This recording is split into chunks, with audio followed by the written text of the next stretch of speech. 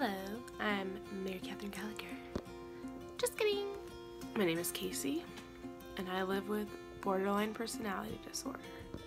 Mental illness is a serious hot topic right now, and even though I love the awareness of it, I hate the stigma that I receive when I let people know that I have borderline personality disorder. So I recently started talking about it on my own social media, let all my friends know, all my family know, like, hey, I'm living with borderline personality disorder and it fucking sucks. The reason why it sucks is because every day I'm different. The way I think is different, the way I feel is different. I don't even know how to explain what I think sometimes or how I feel, and I know that it's hard for the ones that I love to live with me because I have borderline personality disorder. I feel like people don't take me seriously, or they think I'm just sad all the time. I'm not. I'm actually a very happy person, but I take things extremely personally.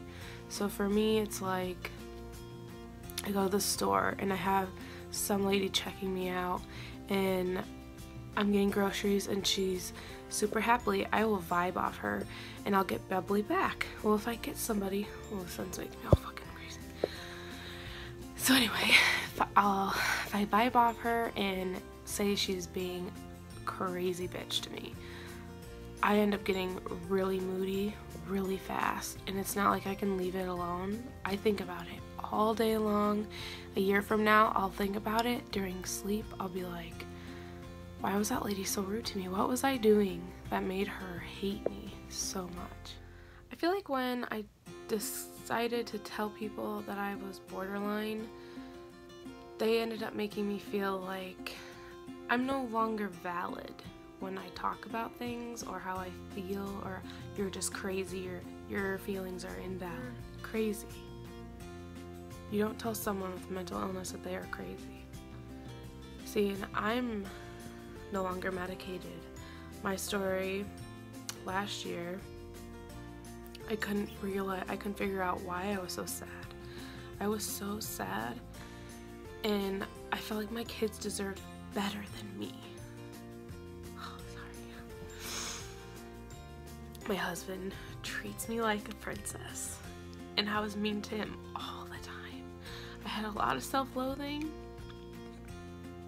and to feel better, oh sorry, I started cutting and I didn't know why. One time I cut myself so bad I couldn't get it to stop bleeding. I'd hide it with these long sleeve shirts, and I laid in bed one night with my husband and I was breastfeeding my baby, and I was like, I don't know what's wrong with me. I'm so sad all the time. I don't love myself. I feel like you guys all deserve better than I could give you. Anyway, I showed him and he kissed it. He kissed it all over my whole arm. I didn't know what to say. I just cried. I cried harder than I am right now. He's like, I don't want you to do this to yourself. I love you. Why don't you love yourself? I don't know why I don't love myself. He's such a good man. Well, like a week went by and I told my psychiatrist, I'm like, this medicine is making my face go numb. I can't feel anything. I don't feel emotions. I don't feel anything. And she's like, oh, let's up your dose. So she ups my dose, knowing that I was cutting. She said, you just have postpartum depression. That's all you have. It's fine. You know, it's normal. But I didn't feel disconnected from my baby. I didn't think that I was anything compared to what I read online about postpartum. I just didn't want to live anymore, and then it felt guilty about that, and I didn't know why I felt guilty for not wanting to live, and when I thought that they deserved better. It just didn't make any sense. So a month goes by after that, and I'm working, and I go to work, and I'm happy, and I love work. I love going to work. I was working for a gym, and this gym was my life. I loved it so much, even though I'm not a fit person. I loved working with the kids. No, I'm just kidding. Okay, so anyway, I loved working with the kids, and I loved the other people I worked with, and I'd go to work and I'd be bubbly and happy, and I could cover it up. And hi, honey. There's Noxer. Hi, sweetie. I'd cover it up, and one day I just decided I couldn't go to work, and I was talking to Kyle, and he was like telling me that I needed help, and I didn't want to go get help. I didn't think I needed to go get help, even though like I knew that I should. It was like the weirdest. I can't even explain to you what my thought process was at that time. Hey, sweetheart.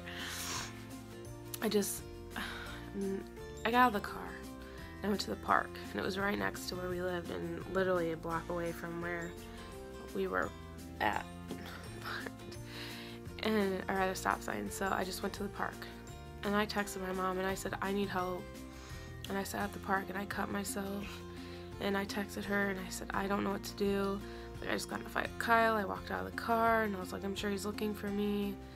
I know he didn't mean to get upset with me, and he's just upset that he can't fix me. Kyle is a fixer. He wants to fix it. He couldn't fix me. I didn't want him to fix me. I just wanted...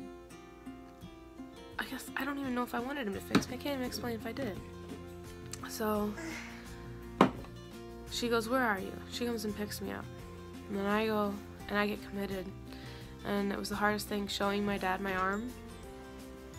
And I cried. And I told him how sorry I was. And even though I don't believe in certain things, they prayed with me, and I sobbed. Because I know that's important to my dad, and so I knew what he was saying he meant what he was doing. Anyway, I got committed for a week. While I was there, I had this incident where they weren't going to give me my medicine. And I went off the handle, and I said, I don't trust any of these nurses. What the heck do you guys think you're doing? So they call my doctor, the psychiatrist that was giving me my meds, and she goes, oh, it's my fault. You know, I was supposed to put it in at 7. I got busy and sidetracked. She goes, it's only 10 o'clock. You know, I'll get it for you. She comes back later and she goes, by the way, I know what's wrong with you. You have borderline personality disorder. Because I was like, I'm so sorry that I got mad over that. It was the stupidest thing to get mad over. Like, no one deserved for me to yell at them. I've never yelled at people I don't know before. I don't know what's wrong with me. She gave me the sheet, and it's called emotional intensity disorder. She goes, I don't want you to think that you have an issue with your personality. She's like, your emotions are what is the root to all your issues. And I'll make a video about that later.